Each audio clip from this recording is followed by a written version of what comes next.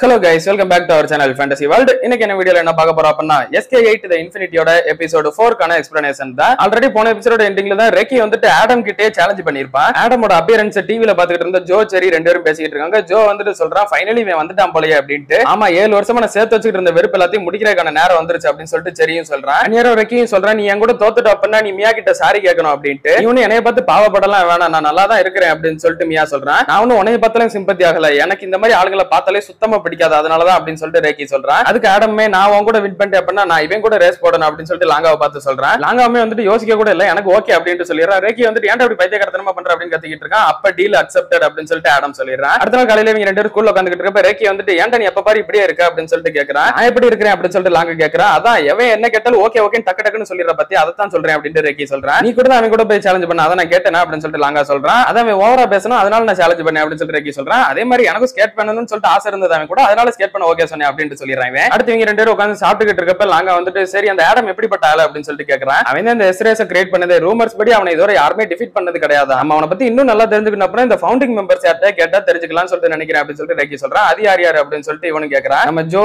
சரி இவங்கள மாதிரி ஆளுங்க யாருக்கிட்டே போய் கேட்டா தெரியும் அப்படின்னு சொல்லிட்டு ரெக்கி சொல்றான். அவங்க எங்க போய் பார்க்க அப்படின்னு சொல்லிட்டு இவங்க பேசிக்கிட்டு இருக்கப்ப பக்கத்துலயே தான் ஜோ அங்க உட்காந்துக்கிட்டு இருக்கான். நான் எஸ்ரேஸ் ஆரம்பிக்கிறதுக்கு முன்னாடி இருந்து ஆடம் கூட நிறையவே ஸ்கேட் பண்ணிருக்கேன் அப்படின்னு சொல்லிட்டு ஜோ சொல்றான். ஆமா இவர் யாரு அப்படின்னு சொல்லிட்டு லாங்கா கேக்குறான். இவர் தான்டா ஜோ. இவர் தான் சூப்பர் ஃபாஸ்ட் 6 பேக் ரேசர் அப்படின்னு கூப்பிடுவாங்க. அப்புறம் ரொம்பவே ஃபாஸ்டான ஸ்ட்ராங்கான ரா பவர் கொண்ட ஒரு ஆளு அப்படின்னு சொல்லிட்டு அவரோட பெருமை எல்லாம் சொல்லிக்கிட்டு இருக்கான். ஜோ வந்துட்டு இவன் கழுத்து பிடிச்சிட்டு அவர் பவர் மட்டும் கிடையாதா அப்படின்னு சொல்லிட்டு சந்தோஷமா சொல்லிக்கிட்டு இருக்கான். இருங்க பேக் டு இந்த ஆடம் கதைக்கு வாங்க. ஆடம் பத்தி உங்களுக்கு வேற என்னெல்லாம் தெரியும் அப்படின்னு சொல்லிட்டு லாங்கா கேக்குறான். அவன் எப்பவுமே ஸ்கேட்டிங் அப்படின்றது ஒரு காதல் சடங்கு அப்படின்ட்டு தான் சொல்லுவான் அப்படின்ட்டு சொல்றான். என்னது அப்படின்னா என்ன எங்களுக்கு புரியலையே அப்படின்னு சொல்லிட்டு ரெக்கி சொல்றான். எனக்கே அது இப்ப வர தெரியல. ஆனா அவன் ரொம்ப ரொம்ப டேஞ்சரஸான ஒரு ஸ்கேட்டர். அவனுக்கு ஆப்போசிட்ல லேண்ட எல்லாருமே கண்டிப்பா இன்ஜுரி ஆகிட்டு தான் போவாங்க. அண்ட் இன்னும் நிறைய பேர் ஸ்கேட் போர்ட அவனால குவிட் பண்ண கூட செஞ்சிருக்காங்க. அதனால உன்னோட சீனியர் சொல்ற அட்வைஸ் மட்டும் கேட்டுக்கோ. சரி நான் போயிட்டு வரேன் அப்படின்னு சொல்லிட்டு ஜோ கிளம்பிடுறாப்ல. இன்னொரு பக்கம் ஆடம காட்டுறாங்க. அவன் வந்துட்டு அந்த பிசினஸ்மேன் ரோல்ல இருக்கிறான். இப்ப அவன் வந்துட்டு இப்ப அவனோட வீட்டுக்கு வந்திருக்கான். அவனோட அத்தைங்க எல்லாம் அவனை பாக்குறதுக்காக வந்திருக்காங்க. என்னப்பா நம்ம ஷிண்டோ ஃபேமிலியோட மானத்தை நல்லா காப்பாத்திக்கிட்டு தான் இருக்கிறியா அப்படின்னு சொல்லிட்டு எல்லாம் கேக்குறாங்க. ஆமா இன்னைக்கு கூட நான் ஒரு கமிட்டில பேச்செல்லாம் கொடுத்தேன். அதுலயே நான் தாங்க பேசினதுல எங்கஸ்டான ஒரு ஆளு அப்படின்ட்டு ரொம்ப பெருமையா சொல்றான். இது கேட்கறக்கே ரொம்ப சந்தோஷமா இருக்கு அப்படின்னு சொல்லிட்டு ஒருத்தவங்க சொல்றாங்க. இன்னொருத்தவங்க வந்துட்டு ஆமா அதே சமயம் கொஞ்சம் கேர்ஃபுல்லாவும் இரு. ஏன்னா இந்த வயசுல நீ இவ்வளவு பிரில்லியன்டா இருக்க நினைச்சு நிறைய பேர் பொறாமப்படலாம் செய்வாங்க. அதனால பாத்து இரு அப்படின்னு சொல்றாங்க. இப்பதான் நாங்க பேசிக்கிட்டு இருந்தோம் உனக்கு வந்துட்டு அடுத்த வாழ்க்கை துணையை தேடலாம் அப்படின்னு சொல்லிட்டு. ஏன்னா அது நம்மளோட ஃபேமிலிக்கு ரொம்பவே முக்கியமான ஒரு ரோல் அப்படின்னு சொல்லிட்டு சொல்லிக்கிட்டு இருக்காங்க. அப்படியே இன்னொரு பக்கம் லாங்கா ரேக்கி ரெண்டு பேரும் காட்டுறாங்க. லாங்கா வந்துட்டு கேக்குறான் நீ இப்பவும் ஆடம் கூட போட்டி போட தான் போறியா அப்படின்னு சொல்லிட்டு.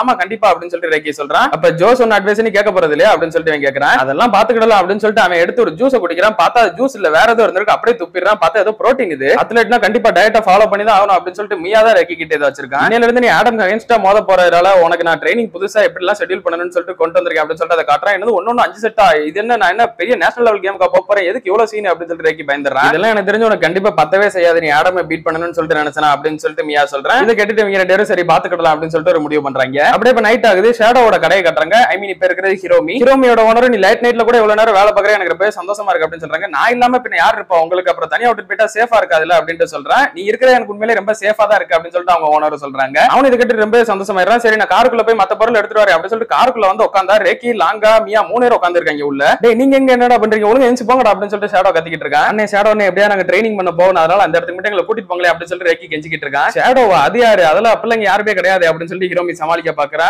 அந்த மூஞ்சுக்கு இந்த மூஞ்சுக்கு பெரிய வித்தியாசம் எல்லாம் கிடையாது. நீ தான் அவன் எங்களுக்கு நல்லாவே தெரியும் ஒழுங்கா வண்டி எடு அப்படின்னு சொல்லிட்டு மியா சொல்றான். இல்ல நான் எடுக்க மாட்டேன் அப்படின்னு சொல்லிட்டு சொல்லிக்கிட்டு இருக்கான். நீ இப்ப போறியா இல்ல உன் சீக்கிரட் ஓனர்ட்ட சொல்லவா அப்படின்னு சொல்லுவா. அவன் கார் எடுத்துட்டு போயிடுறான். இவங்க கார்ல போய்க்கிட்டு இருக்கும்போது ரெக்கியும் மியா கிட்ட கேட்கறான். இதுக்கு முன்னாடி நீ ஆடம் கூட ஒன்னா லேண்ட் இருக்கியா அப்படின்னு சொல்லிட்டு. அதெல்லாம் இல்லையே அப்படின்னு சொல்லிட்டு மியா சொல்றான். அப்புறம் எப்படி உனக்கு ஆடம தெரியும் அப்படின்னு சொல்லிட்டு இவன் கேட்கறான். மியா சின்ன வயசுல இருந்தே ஸ்கேட் பண்ணும்போதெல்லாம் இவன் தான் அட்வைஸ் கொடுத்துக்கிட்டு இருப்பான். கோச்சே சொல்லாத அட்வைஸ் கூட இவன் சொல்லுவான். அது பெர்ஃபெக்ட்டா மியாக்கு ஒர்க் அவுட்டுமே ஆகும். அப்போல இருந்து தான் எனக்கு ஆடம தெரியும். அதுக்கப்புறமா தான் நான் எஸ்ரேஸ் ஸ்கூல்லயுமே பார்ட்டிசிபேட் பண்ண ஆரம்பிச்சேன் அப்படின்னு சொல்லிட்டு மியா சொல்றான். அப்ப அதனால தான் நீ என் கூட ரேஸ் வந்தியா அப்படின்னு சொல்லிட்டு லாங்காவும் கேட்கறான். ஆமா அவன் தான் சொன்னா இது எனக்கு ஒரு நல்ல எக்ஸ்பீரியன்ஸா இருக்குன்னு சொல்லிட்டு அதனால தான் வந்தேன். அப்புறம் ஆடம் வந்துட்டு ஒரு ட்ரிக் யூஸ் பண்ணுவான். அதோட பேரு லவ் ஹக். அதை நான் இதுவரை பார்த்தது கிடையாது. அது இதுவரை ஒரு ரூமர் தான் சொல்றாங்க. அவன் இதை பண்ணும்போது அப்படியே மேல் நோக்கி இருப்பானா அப்படின்னு சொல்லிட்டு சொல்றான். என்னது அதெல்லாம் பாசிபிளே கிடையாது அப்படின்னு சொல்லிட்டு ரேக்கியும் சொல்லிக்கிட்டு இருக்கான். இன்னொரு பக்கம் ஜோ செரி ரெண்டு பேரும் பேசிக்கிட்டு இருக்காங்க. ஜோ வந்துட்டு சொல்றான் நான் இன்னைக்கு அந்த ஸ்னோ பைல பார்த்தேன் அப்படின்ட்டு. எனக்கு தெரிஞ்ச ஆடம் வெளியே வந்ததுக்கான காரணம் அவனா தான் இருக்குன்னு சொல்லிட்டு நினைக்கிறேன் அப்படின்ட்டு செரி சொல்றான். ரொம்ப வருஷத்துக்கு அப்புறம் அவன் ஒருத்தனை பார்த்துட்டு இங்க வந்திருக்கானா உண்மையிலே பெரிய விஷயம் தான் அப்படின்னு ஜோவும் சொல்லிக்கிட்டு இருக்கான். நான் போய் இப்ப ஆடமை சேலஞ்ச் பண்ண போறேன் அப்படின்னு சொல்லிட்டு செரி சொல்றான். ஆமா நானும் தான் பண்ண போறேன் அப்படின்னு சொல்லிட்டு ஜோவும் சொல்றான். டேய் என்ன மாதிரியே காப்பி பண்ணாரு அப்படின்னு சொல்லிட்டு இவங்க ரெண்டு பேரும் சண்டை போட்டுக்கிட்டு இருக்காங்க. இப்ப இவங்களும் அந்த பிராக்டிஸ் பண்ற சுரங்கத்துக்கு வந்துடுறாங்க. அங்க மியா வந்துட்டு லாங்கா கூட ஸ்கேட் பண்ண ஒரு ட்ரிக் பண்ணிருப்பான் இல்லையா அந்த ஒரு ட்ரிக் பண்றான். டர்னிங்ல கொஞ்சம் கூட ஸ்பீட கம்மி பண்ணாம அப்படியே ஸ்கேட் போர்ட ஒன் சைடு வச்சு கொண்டு போய்கிட்டு இருப்பான் இல்லையா அதை அப்படியே பண்ணி காட்டுறான். இதை இப்ப ரெக்கி பண்ணணும் அப்படின்னு சொல்லிட்டு சொல்றான். ரெக்கியுமே வந்துட்டு எல்லாம் ஜுஜிபி மேட்டர் நான் பண்றேன் பாரு அப்படின்னு சொல்லிட்டு பண்ண வரான். அவனும் ஃபுல் ஸ்பீட்ல வந்துகிட்டு எப்படியாவது பண்ணிடலாம் அப்படின்னு சொல்லிட்டு ஸ்கேட் போர்ட தூக்குறான். பட் அவனால சுத்தமா முடியல, பேலன்ஸே இல்லாம கீழே விழுந்துறான். அப்படியே கண்டினியூவா ரொம்ப நேரம் ட்ரை பண்ணிக்கிட்டே இருக்கா ரெக்கி. ஆனா கடைசி வரை கீழே விழுந்துகிட்டே தான் இருக்கிறான். நான் போயிட்டு ஸ்கேட் போர்ட் எடுத்துட்டு வரேன் அப்படின்னு சொல்லிட்டு லாங்கா ஸ்கேட் போர்ட் எடுக்க போறான். லாங்கா ரெக்கியோட ஸ்கேட் போர்ட் எடுக்க போகும்போது அவனுக்கு மியா சொன்ன வார்த்தை தான் ஞாபகம் வருது. ஆடம் வந்துட்டு லவ் ஹக்ல அந்த மேல் நோக்கி போவான் அப்படின்னு சொல்லலையா, அதே மாதிரி நம்மளும் ட்ரை பண்ணுவோமே, அது பாசிபிளே கிடையாது அப்படின்னு சொல்லிட்டு இவனும் ட்ரை பண்ற பாக்கான். பட் பொத்துன்னு கீழே விழுந்துறான். நீ ஓகே வாடா அப்படின்னு சொல்லிட்டு ரெக்கி அவன் கிட்ட வந்துகிட்டு இருக்கான். நேரம் மியாவை வந்துட்டு என்ன ஆடம் பண்ற ட்ரிக்கை காப்பி பண்ண பாக்கியா அப்படின்னு சொல்லிட்டு கேக்குறான். ஆமா அப்படின்னு சொல்லிட்டு லாங்காவும் சொல்றாரு, அதெல்லாம் ரூமர்ரா, யாராலையும் அவ்வளவு மேல் நோக்கி எல்லாம் போக முடியாது அப்படின்னு சொல்லிட்டு சொல்றாரு ரெக்கி. அடுத்த நாள் காலையில ரெக்கி வந்துட்டு தனியாவே பிராக்டிஸ் பண்ணிக்கிட்டு இருக்கான். பட் அவன் நிறைய வாட்டி கீழே விழுந்துகிட்டே இருக்கிறான். ஒரு பாயிண்ட் மேல அப்படியே செம்ம டயர்டாய் ஸ்கேட் போர்ட் அந்த ஏத்தத்துல கொண்டு போயிட்டு இருக்கான். பார்த்தா அது கீழே விழுந்துருது. இறக்கத்துல அப்படியே கீழே வந்துகிட்டு இருக்கப்ப அதை லாங்கா பிடிக்கிறான். உனக்கு அப்புறம் நான் இங்க இருப்பேன்னு சொல்லிட்டு தெரியும் அப்படின்னு சொல்லிட்டு ரெக்கி கேட்கறான். என்னோட ஃபீலிங் சொல்லுச்சு அப்படின்னு சொல்லிட்டு லாங்கா சொல்றான். இது கேட்டுட்டு அப்படியே ரெக்கியும் சிரிச்சுக்கிட்டே நிக்கிறான். இன்னொரு பக்கம் ஆடமோட அசிஸ்டன்ட் வந்துட்டு உங்களுக்கு நாளைக்கு அந்த லெக்சர் டே வேற இருக்கு 3 மணிக்கு, அதனால இப்போதைக்கு இந்த ஸ்கேட் போர்ட் ரேஸை நீங்க போஸ்ட்போன் பண்றது நல்லதுன்னு சொல்லிட்டு நினைக்கிறேன் அப்படின்னு சொல்றான். நீ ஜஸ்ட் என்னோட நாய் மட்டும் தான், நான் சொல்றது மட்டும் தான் நீ கேட்கணும், நீயால எதுவும் சொல்ல வேணாம். இந்த கேம் எல்லாம் போஸ்ட்போன் பண்ணி வைக்கணும்னு சொல்லிட்டு எந்த வித அவசியமும் கிடையாது, இதை முடிக்கிறதுக்கு எனக்கு ஒரு 15 நிமிஷம் போதும் அப்படின்னு சொல்லிட்டு ஆடம் சொல்லிடுறான். இன்னொரு பக்கம் ரெக்கியுமே அவனோட போர்டை ரெடி பண்ணிக்கிட்டு இருக்கும்போது அவனுக்கு ஆடம் நான் வின் பண்ண முடியுமா அப்படின்ற மாதிரி யோசிச்சுக்கிட்டே இருக்கிறான். யாரோ ஒரு லாங்கா வந்து அவனை கூப்பிட்டுறான். சரி இப்ப நான் ரெடியா தான் இருக்கேன், வா போலாம் அப்படின்னு சொல்லிட்டு ரெக்கி சொல்லிடுறான். இன்னொரு பக்கம் கார்ல ஷேடோவும் மியாவும் வந்துகிட்டு இருக்காங்க. நான் நேத்து ஆடமை பத்தி நிறையவே ரிசர்ச் பண்ணேன். அவன் நான் நினைச்சு பாக்குறதோட ரொம்பவே டேஞ்சரஸான ஆளா இருக்கிறான். இப்போ ரீசெண்ட் இயர்ஸா அவனை நான் பார்க்கவே இல்ல.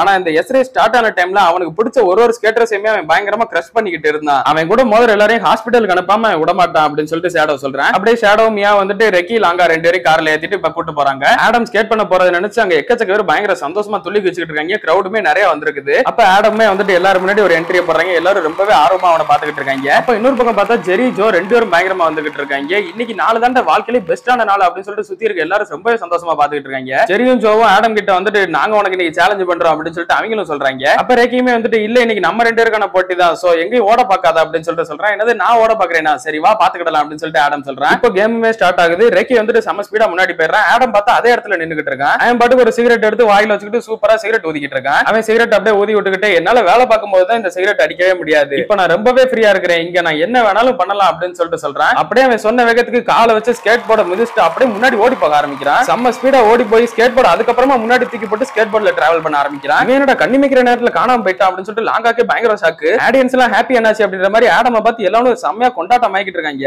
ஆடியன்ஸ் எல்லாரும் ஆடம் இப்பதான் ஸ்டார்ட் பண்ணிருக்கான் அப்படின்னு சொல்லிட்டு போன்ல பாத்துக்கிட்டு இருக்காங்க. இப்பதான் ஸ்டார்ட் பண்ணிருக்கானா, அவனால சத்தியமா நீ பீட் பண்ணவே முடியாது அப்படின்னு சொல்லிட்டு ரேக்கி நினைச்சுக்கிட்டு இருக்கான். அப்ப ரேக்கி கிட்ட ஏதோ ஒன்று வர மாதிரியே இருக்குது. அப்படியே பின்னாடி திரும்பி பார்த்தா ஆடம் வானத்துல பறந்து வந்துகிட்டு இருக்கான். நான் உன்னை கண்டுபிடிச்சிட்டேன் அப்படின்னு சொல்லிக்கிட்டே வந்து கரெக்டா லேண்ட் ஆகி இவன் கூட இப்ப டிராவல் பண்ண ஆரம்பிக்கிறான். எஸ்ரேஸோட டேஸ்ட் எப்படி இருக்குன்னு சொல்லிட்டு உனக்கு இப்ப நான் காட்டுறேன் பாரு அப்படின்னு சொல்லிட்டு இவங்க 2 பேரோட ஸ்கேட் போர்டு அப்படியே ஒட்டி வச்சுக்கிட்டு இவன் ரேக்கியோட கையை பிடிச்சிடறான். ரேக்கியால அவன் இருந்து தப்பிக்க கூட முடியல. 2 பேரும் இப்ப ஒரே மாதிரி தான் போய்கிட்டு இருக்காங்க. இவன் இருந்து எப்படியா நான் தப்பிச்சே ஆகணும் மேடம் அப்படின்னு சொல்லிட்டு ரேக்கிக்கு ரொம்பவே பயம் ஆயிருது. அப்படியே ஆடம் வந்துட்டு ரேக்கியோ கையை வச்சு கீழே தள்ளி விட்டுட்டு அவனை கிட்டத்தட்ட அந்த தரைக்கு கிட்ட கொண்டு போயிட்டான். கொஞ்சம் விட்டு அவன் தலையை சரிரும். அந்த அளவுக்கு தரைக்கும் அவன் தலைக்கும் சின்ன கேப் தான் இருக்குது. ரேக்கி வந்துட்டு ரொம்பவே பயந்துகிட்டு கண்ணை மூடிறான். தம்பி கண்ணை மூடாதப்பா, என்ஜாய் பண்ணு ஷோவை அப்படின்னு சொல்லிட்டு இவன் சொல்லிட்டு இருக்கான். இவன் இன்னும் கொஞ்சம் கூட மாறவே இல்லை அப்படின்னு சொல்லிட்டு ஜெரியும் சொல்றான். நாங்க வந்துட்டு இதுக்கு மேல என்னால பொறுமையா இருக்க முடியாது அப்படின்னு சொல்லிட்டு வேற ஒருத்தரோட மோட்டர் பைக் எடுத்துக்கிட்டு ரேக்கியை தேடி போயிடுறான். என்ன தம்பி இப்ப ஃபினாலேக்கு ரெடியா இருக்கிறியா அப்படின்னு சொல்லிட்டு அவன் ரேக்கியோட போர்டை விட்டுட்டு ஆடம் முன்னாடி போக ஆரம்பிச்சிடறான். ஆனா ரேக்கி வந்துட்டு கம்ப்ளீட்டாவே அவன் நம்பிக்கை இழந்துட்டான். என்னால சத்தியமா இவனை டிஃபீட் பண்ணவே முடியாது, இவன் வேற லெவல்ல இருக்கான் அப்படின்னு சொல்லிட்டு அவனுக்கு ரொம்பவே பயமாயிருது. அப்பதான் மேட்ச் ஸ்டார்ட் ஆகிற முன்னாடி லாங்கா சொன்ன விஷயத்தை நினைச்சு பாக்குறான். இது ஒன்னும் வின்னிங்க பத்தி கிடையாது, இது ஒரு அட்வென்ச்சர், சோ என்ஜாய் பண்ணிட்டு வா அப்படின்னு சொல்லிட்டு சொல்லியிருப்பான். அதெல்லாம் நினைச்சிட்டு ரேக்கியுமே ஆமா லாங்கா சொன்ன கரெக்ட் தான், நான் கண்டிப்பா இவனை டிஃபீட் பண்ணியே தீருவேன் அப்படின்னு சொல்லிட்டு சிரிச்சுக்கிட்டே மறுபடியும் முன்னாடி போறான். ஒரு பாயிண்ட்ல ஆடமையுமே ஓவர்டேக் பண்ணிட்டு முன்னாடி போகவும் செஞ்சிடறான். இவன் இந்த கார்னர்ல எவ்வளவு ஸ்பீடா போனா அப்படியே கீழே விழுந்துருவானே அப்படின்னு சொல்லிட்டு எல்லாம் நினைச்சுக்கிட்டு இருக்காங்க. ஆனா அந்த இடத்துல ரேக்கி வந்துட்டு மியாவோட ட்ரிக்கா ஃபாலோ பண்ணி செம்ம ஸ்பீடா போயிடுறான். ஆடமே இதெல்லாம் பாத்துக்கிட்டு சரி தம்பி வா பாத்துக்கலாம் அப்படின்னு சொல்லிட்டு அவன் கையில வச்சிருந்த சிகரெட் கீழே போட்டுட்டு இப்ப ரேக்கியை நோக்கி வேமா போக ஆரம்பிக்கிறான். வேமா போய் செம்ம ஸ்பீடா முன்னாடியும் போயிடுறான். முன்னாடி போயிட்டு திரும்ப யூட்டர்ன் அடிச்சுட்டு அவனோட லவ் ஹக்கை யூஸ் பண்றான். இப்ப ஆல்ரெடி மியா சொல்லியிருப்பான் இல்லையா இந்த ஒரு ட்ரிக்க பண்றப்ப இவன் அப்படியே மேல் நோக்கி இருப்பான் அப்படின்ட்டு. அந்த லவ் ஹக்கை போட்டுட்டு நேரா ரேக்கிக்கு ஆப்போசிட்ல வந்துகிட்டு இருக்கான். ரேக்கிக்கு ரொம்ப பயமாயிருது. என்னடா நிப்பாட்டாம இவ்வளவு ஸ்பீடா வந்துகிட்டு இருக்கான் எனக்கு ஆப்போசிட்ல அப்படின்னு சொல்லிட்டு அவன் என்னன்னா இவன் மேல மோதுற மாதிரி அப்படியே வந்துகிட்டு இருக்கான். ரேக்கிக்கு ரொம்பவே பயமாயிருது. அப்படியே அவன் ஒரு பதட்டத்துல ஸ்கேட் போர்டை விட்டுட்டு ரொம்ப தூரம் தள்ளி கீழே விழுந்துடுறான். போகும்போது ரேக்கியோட பிளட்டுமே ஆடம் வந்துட்டு ஃபீல் பண்ணிடுறான். அதை டேஸ்ட் பண்ணிட்டு